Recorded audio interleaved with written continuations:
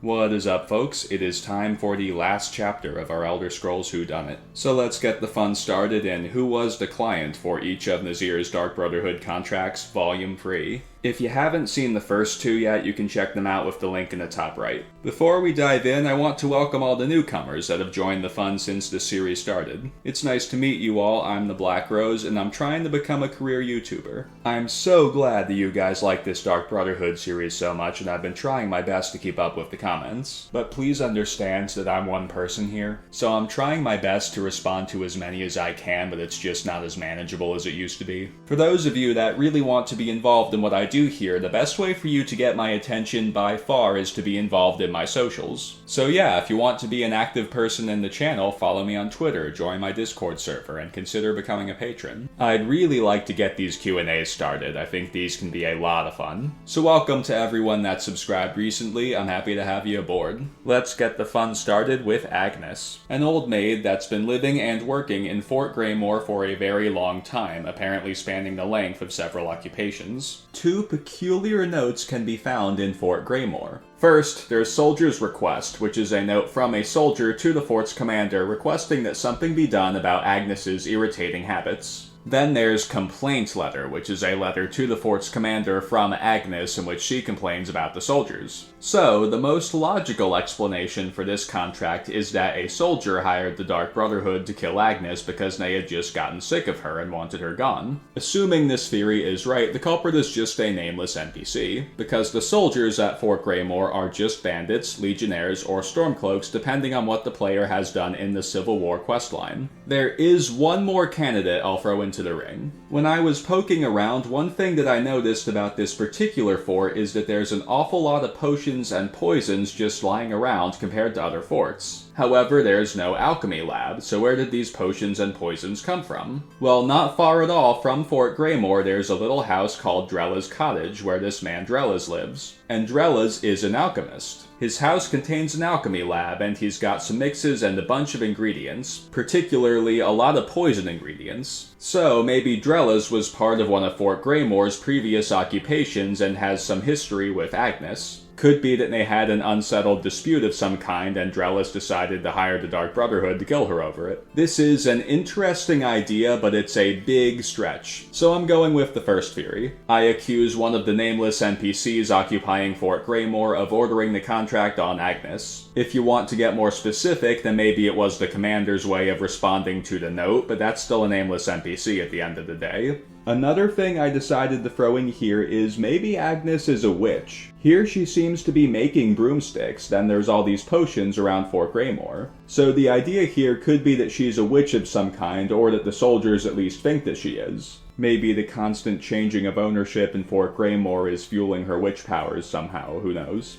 Now let's talk about Maluril, a Dwemer researcher who's excavating Mazinchileft. He's quite a shady character. Whether or not he's an outlaw is never confirmed, but based on the contents of his journal, he seems to be. He avoids cities and is very drifty, as if he's not welcome in civilized society. So let's just use the word outlaw to describe that. In the beginning, he mentions a contract, but it's not clear what exactly he means. Is this some sort of research contract, or is he referring to the Dark Brotherhood contract placed on him? Or yet another idea, he could be a rogue Dark Brotherhood assassin that's defaulted on a contract. If that's the case, then this contract is probably internal, and he's just being killed for failing to complete the contract that he's referring to. In my research, I found a record of an old bug that seems to say that it used to be possible to get kicked out of the Dark Brotherhood for killing Maluril at the wrong time, seemingly because he was flagged as a member, which would be very consistent with this theory. I vaguely remember this bug from my very early days of playing Skyrim. I think it happened to me once or twice. UESP says that the unofficial patch fixes this, so I tested it with just the base game and it seems to be patched in the vanilla game as well. So I'm just going to stop here and say that I don't think this is the road to go down, because for a number of reasons it just doesn't add up for Maluril to be a rogue Dark Brotherhood assassin. For the sake of time, I won't go into every reason for this, but I'll tell you that one is because in his journal he says that he did not break into the Dwemer Museum because he is not a thief, and I'm inclined to think that most Dark Brotherhood assassins are more than capable of breaking into the Dwemer Museum. As for why he would be flagged as belonging to the Dark Brotherhood, it could be a mistake or it could serve a functional purpose. Maluril is unique because he only spawns into the game when this quest is started, so Bethesda may have flagged him this way as a workaround for some scripting debacle. So yeah, in summary, I'm thinking that Maluril is not a rogue assassin. However, his trip to Markarth gives us another road to explore. It's very possible that Maluril asked Calcelmo to let him into the museum, much like the player does for the Thieves Guild questline. If so, then Calcelmo probably would have turned him down. So, perhaps the two of them spoke and didn't hit it off. Knowing Calcelmo as a character, I could easily see him finding Maluril's financial motives for studying the Dwemer to be distasteful. So, maybe Calcelmo ordered the contract on Maluril because he didn't think him worthy of excavating Mazinchileft. This is a likely theory. However, it doesn't encompass all of the information that Bethesda chose to give us about Maluril. I mean, Bethesda has chosen to leave us this vague trail of notes about this minor character who ends up dying anyway. So what's the whole story here? Well, I think I might just have this figured out. He starts his journal as if he's on the run from something, and Bethesda made sure to confirm that he did come to Skyrim from Cyrodiil. Throughout the whole thing, he gives off this vibe like he's not very good at being this outlaw sort of character. Like maybe it's new to him. It's a bit odd that he mentions Vivek here because this is hundreds of years after the fall of the Almcivi, but I'm not dwelling on this because I think he's just making an expression here. He seems to just mean that he got lucky. The journal ends with Maluril being unsure about what to do next, again like living outside of society is new to him. In one of the other notes, Mazinchileft work order, Bethesda chose to give us a last name, Farano. I haven't found any records of it anywhere, but there is a very similar last name, Farano, that comes up a few times. So, maybe he's really a Farano and he's just changed a letter to obscure his identity. I mean, the note that he's signed here is an informal contract between him and the bandits. So, maybe he's thinking of bailing on the deal, and he's intentionally spelling his last name wrong so they won't be able to track him down if he does. This is pretty consistent with the vibe he gives off in the journal, but there's an issue here. Why provide his real name at all? Well, remember, he seems to be inexperienced at living this sort of life, and giving people too much information, like a name, is exactly the kind of mistake that a rookie would make. So, when the bandits raided his caravan, he probably got scared and mistakenly told them his real name, Maluril Farano. Then later, when he realized that it probably was not in his best interest to stay in Mazinchileft with the bandits for much longer, he started to look for a way out. And he was like, uh-oh, and they know my real name, so if I run away, they can track me down. Then he figured out a way around that little rookie mistake he made. In the little informal contract he wrote, he spelled his last name just a little bit wrong on purpose, so that in the event that he decides to flake out on the deal and ditch the bandits, they won't be able to track him down, because they don't really have his name. Now, assuming that his real name is Maluril Farano, I looked into other Faranos, and I've come across a promising lead. His journal confirms that he came to Skyrim from Cyrodiil, so I looked for Faranos in Oblivion thinking that I might find a relative of his, and sure enough, there's a Mages Guild member named Boderi Farano. Some might say, wait, Oblivion was hundreds of years before Skyrim, so isn't she dead? But remember, elves can live a long time in the Elder Scrolls universe, especially wizards. So what I'm thinking here is that Maluril is related to Boderi somehow, perhaps they're siblings, or maybe she's his mom. It's hard to tell with elves across different games. Also, they're both wizards, which could suggest that they worked together. Maybe they were in the Mages Guild together before it dissolved. So folks, once I arrived at this point in my investigation, I had an epiphany, and the whole thing just kind of unfolded in front of me. Here are the key pieces. Maluril came to Skyrim from Cyrodiil. He seems greedy. Despite being a wizard, Bethesda didn't bother to give him any spells. And finally, observe Maluril's outfit. He's wearing blue mage robes and college boots. Where have you seen this outfit before? Well, as it turns out, our friend Maluril is barely a wizard at all. He's a member of the Synod. For those who don't know, after the fall of the Mages Guild, two organizations rose to replace it: the Synod and the College of Whispers. Very little is known about these two organizations because they're new news, they haven't existed for most of the Elder Scrolls timeline. The best thing that we have to go on is what the scholars at the College of Winterhold have to say about them. Supposedly, they are rival organizations that care much more about politics and personal gain than actually studying magic. The Synod has very strict rules that end up prohibiting most of the Conjuration School, and it sounds like the College of Whispers was only founded to oppose those rules. The player interacts with the Synod during the quest Revealing the Unseen in Mazalt. Upon arriving, the player meets Gavros Plinius, who dies shortly after. There are unnamed corpses throughout the dungeon, and at the end the player meets Paratus Decimius. He seems to be the leader of this expedition team, and his attitude is consistent with how our sources describe the Synod. Plinius and Decimius both wear the same outfit as Maluril, which is a common outfit for mages, but there is more to further suggest that Maluril is indeed a member of the Synod. He came from Cyrodiil, and his greed in this regard for actually studying magic is very characteristic of the Synod. And now we have a new lead to explore. Another Synod member may have wanted Maluril dead for political reasons. That could explain why he avoids big cities, because whoever would want him dead in this scenario would likely be a very well-connected person who could have allies in cities. However, I think this one is more complicated than that. I think that Maluril was on the run from more than just the Synod by the time he reached Markarth, and I'll explain why. Let's look at the first part of his journal again. Lucky to have talked my way out of the gates at Bruma, time to leave Cyrodiil. Skyrim, not so bad if you don't mind the smell of mammoth. Maybe I can forget the research, forget the contract. So he was aware that someone was out to get him before he left Cyrodiil, so he's not being punished for running away, he's running away because he has to. Then there's this contract he refers to. Who is the other party in this contract? Well, folks, I think that is the key question right there. The best explanation I've come up with for this contract is that certain individuals within the Synod were not happy about Maluril forming this contract with whoever the other party is. So he had to flee Cyrodiil to escape the Synod, and that inadvertently forced him to bail on whoever he made this contract with. At first, I thought maybe it's the College of Whispers, but that doesn't add up right, because they have their own researchers. So I wrestled with the clues a bit more than it all just clicked into place. A name that caravanners and the Synod wouldn't like. Someone with eyes within cities, and that's known to occasionally hire external help. Maluril made himself a deal with the Thalmor.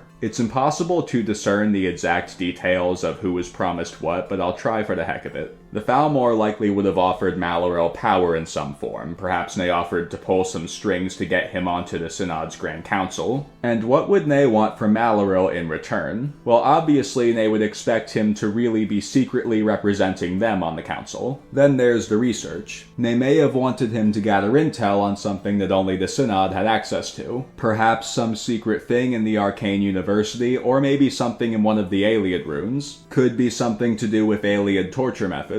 So in a nutshell, the Thalmor told Maluril, we'll get you a seat on the Synod's Grand Council if you'll spy on the Synod for us and do this research. Maluril accepted that deal, but the other Synod members found out about it somehow and they were not happy with him. One, because the Synod is an imperial organization, so they do not like the Thalmor. Two, the research that he agreed to do very well could have went against the strict tenets of the Synod. And lastly, he was spying on them in exchange for power. So while the Synod's Grand Council was deciding what to do with Maluril, he caught wind of what was about to go down somehow. Perhaps an ally of Maluril's tipped him off. This would be a very nice place for Boderi Farano to fit into the story. Maybe she is indeed his mom, and she joined the Synod after the Mages Guild went down. And when she heard that her son was in trouble, she of course took action. So one way or another, it became clear to Maluril that he had to flee. So he went to Bruma. Now, having some time to think about his situation, he realized that the Synod probably had Cyrodiil's guards looking for him by now. So he had to leave Cyrodiil. He narrowly talked his way out of Bruma and went to Skyrim. Once there, he once again examined his situation and realized that he likely could not return to the Thalmor either, because now he could not deliver what he had promised them, and in light of how his end of the deal turned out, they'd likely consider him to be a compromised asset upset and simply interrogate him or terminate him. So, Maluril decided that he'd have to start a new life in Skyrim and figured that he could sell some dwarven artifacts to get by. He made his way to Markarth, hoping that he could steal some things from Calcelmo's famous museum. But once he got there, he saw that heisting the museum was simply beyond him. And while he was in the Understone Keep, he caught a glimpse of Ondolamar and his troops. So he concluded that he had to leave Markarth and that it would be too risky to ever return since the Thalmor have a strong presence there. So he set out on the road again and ended up in Mizinchalept with the bandits. And it's there that the player finds him and kills him, fulfilling Nazir's contract on him. But who hired the Dark Brotherhood to kill him? Well, the Thalmor would handle this kind of thing on their own, so not them. That leaves us with the Synod, which makes sense because they're not killers, and hiring professionals to take Maluril out for them would help keep the whole incident out of the eyes of the Emperor, who would not be happy to hear that they were nearly infiltrated and that Maluril got away. So I think that the Synod Grand Council ultimately ordered Maluril's death. But as for who actually set up the contract, well, it kind of has to be Paratus Decimius, and I'll explain why. Think about setting this mystery up from Bethesda's point of view. They wouldn't want the culprit to just be a group of individuals that the player only ever hears about and has no physical existence within the games. They'd want for the culprit to at least be represented by an NPC within the games, so that there's at least a face that we the fans can trace the clues back to.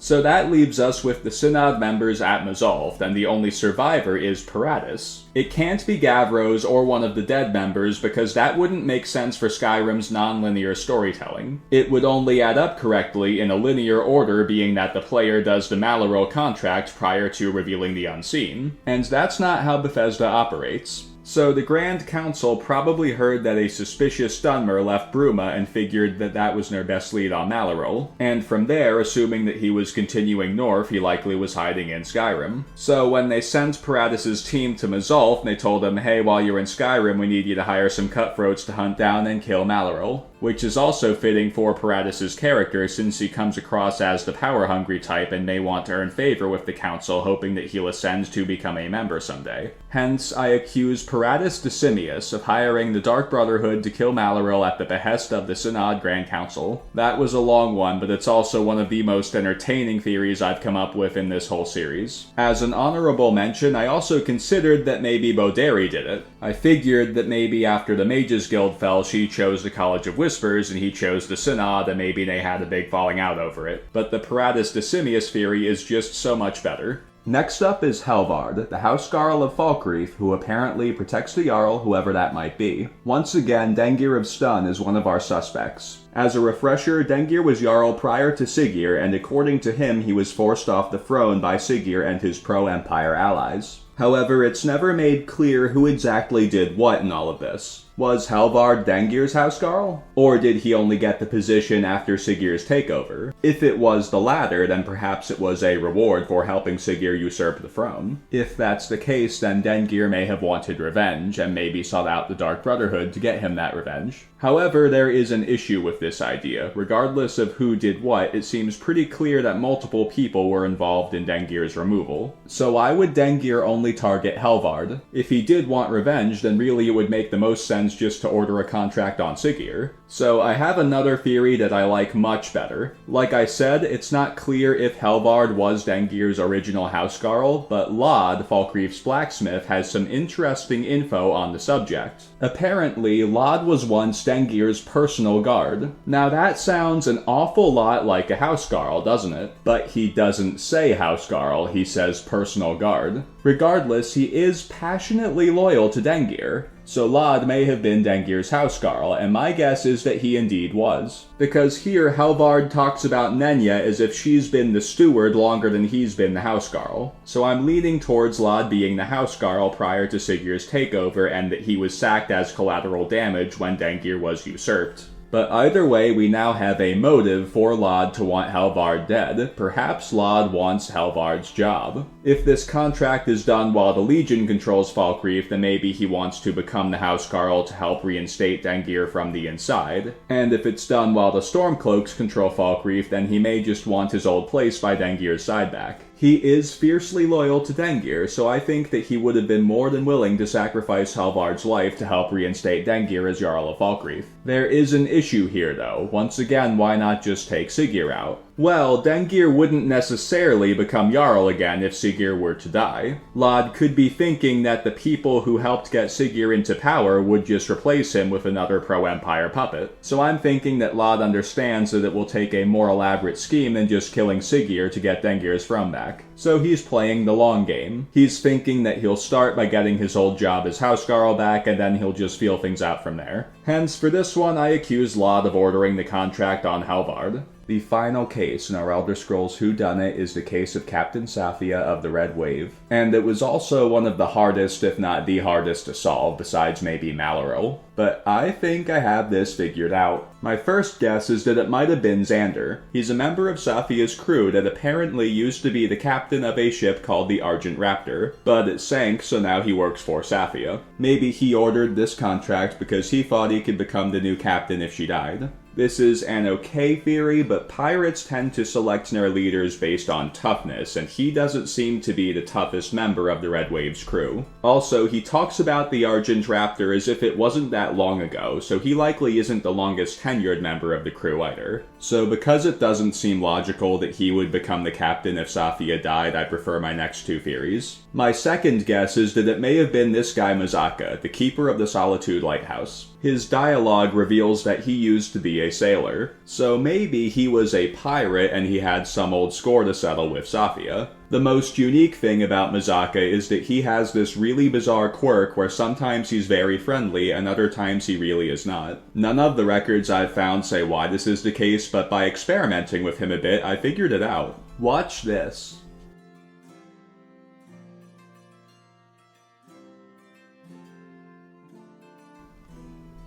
He's friendly when you're not looking him directly in the eye, and he's unfriendly if you are. I really don't think this is a mistake. It functions way too perfectly to be a bug. I'm thinking that this quirk was originally meant to play a role in the quest Lights Out, but it got cut somewhere along the line. It could also be a reference to something, so if anyone knows of any movies where a lighthouse keeper or a pirate has a quirk like this, please comment. I like this idea, but I have another one that I like much, much more. So allow me to explain why I believe that the culprit is none other than Aquilius Eresius. This is an extremely minor character whose only role seems to be taking over the East Empire Company's stand on the docks once Vittoria Vici is killed. However, one of his lines made me suspicious of him, so I investigated further, and sure enough, I believe that he is our culprit.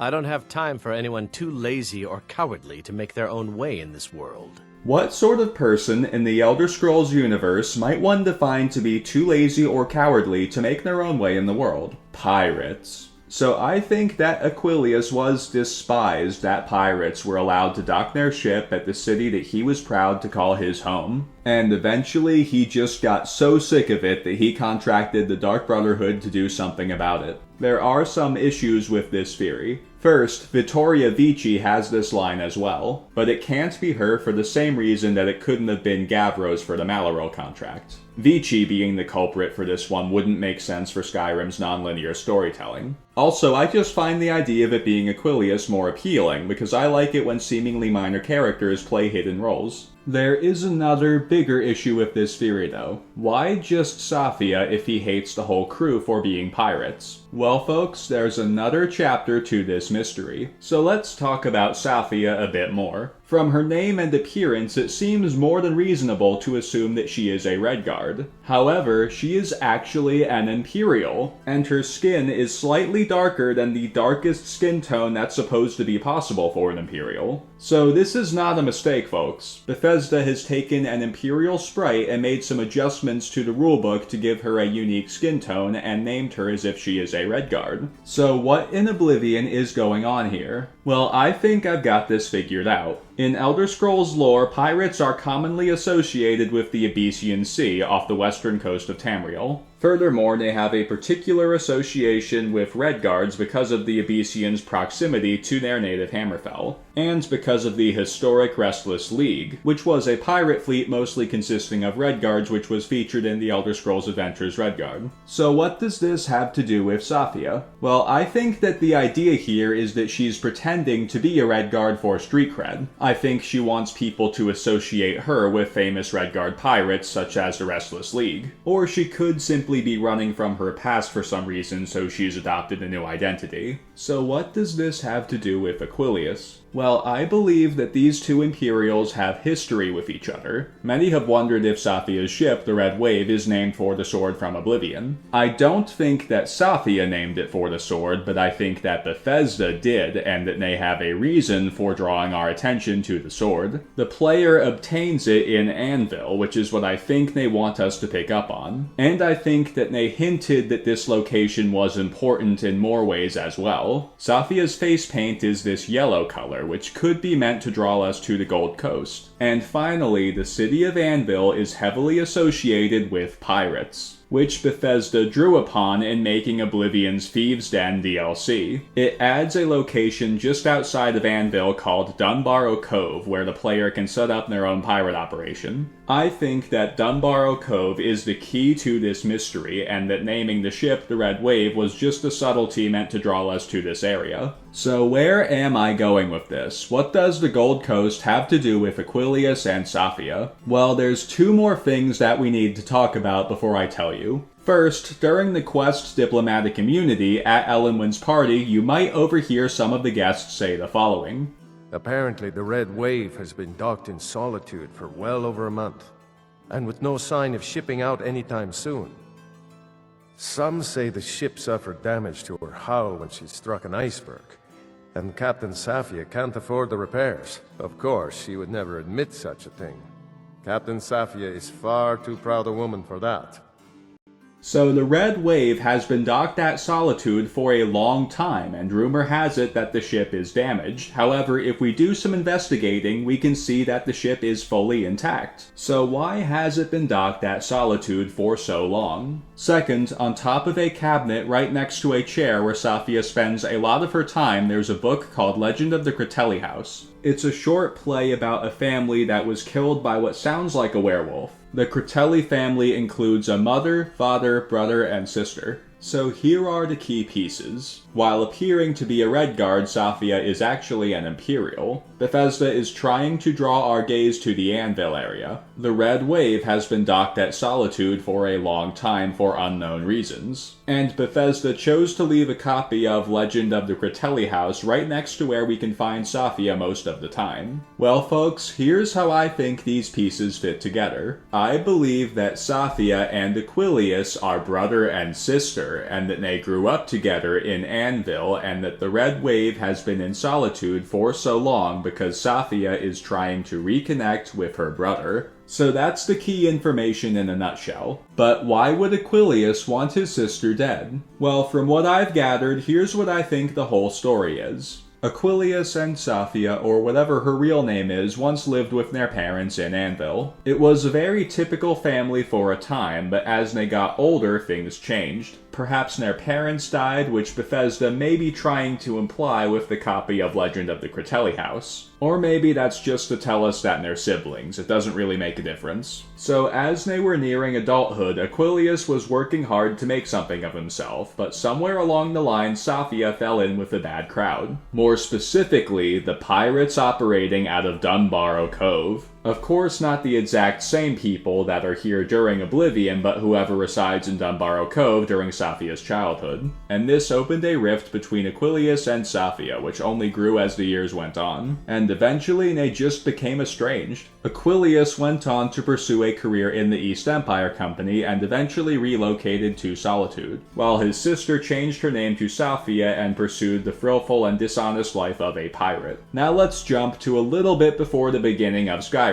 At this point, they hadn't seen each other in years, but Safia decided that she wanted that to change. Perhaps the sea made her long for family, or maybe she just thought that her brother could be a useful ally since he was a high-ranking employee of the East Empire Company. Company. That would explain why there's a stack of East Empire Company crates next to the Red Wave. So that's why the Red Wave has been docked at Solitude for so long. For some reason, Safia wants to reconnect with her brother Aquilius. So she tracked him to Solitude and made her way there. Now let's think about this from his point of view. He spent his life working hard and he's earned his way into a decent position at the East Empire Company. And now, after so many years, his long-lost sister, who chose to cut corners and embrace the life of a pirate, sails into the city that he calls home on a huge boat with a loyal crew that calls her captain. How would he feel about that? I'd wager that he'd be pretty frustrated. After making such responsible life choices and earning his keep fairly to gain a decent life, he finds out that his sister, that didn't do any of that, made a better life for herself on the high seas as a pirate. Well, I think that Aquilius found this so appalling and so unfair that he contracted the Dark Brotherhood to kill his sister Safia, or whatever her real name is. We know that other Dark Brotherhood assassins have tried and failed to assassinate her, so this is not the only contract there's ever been on her. But as for who it is this specific time, I'm going with Aquilius Aresius. And with that, our Elder Scrolls Whodunit has come to an end. The culprits are exposed and the victims have their justice. I had such a great time putting this series together, and I'm so glad that you guys liked it so much. Big shout out to Nick, who asked me some great questions over in the Discord. I also want to thank Emil Pagliarulo for responding to this series on Twitter. It means the world to me that a Bethesda employee actually took an interest in my work, and now I'm more encouraged than ever to keep growing my channel and keep delivering great content for Bethesda fans. Thank you all so much for watching. Please subscribe if you haven't already, like the video, and share. Let's make sure that lots of Skyrim fans that haven't seen this yet get a chance to dive into this too.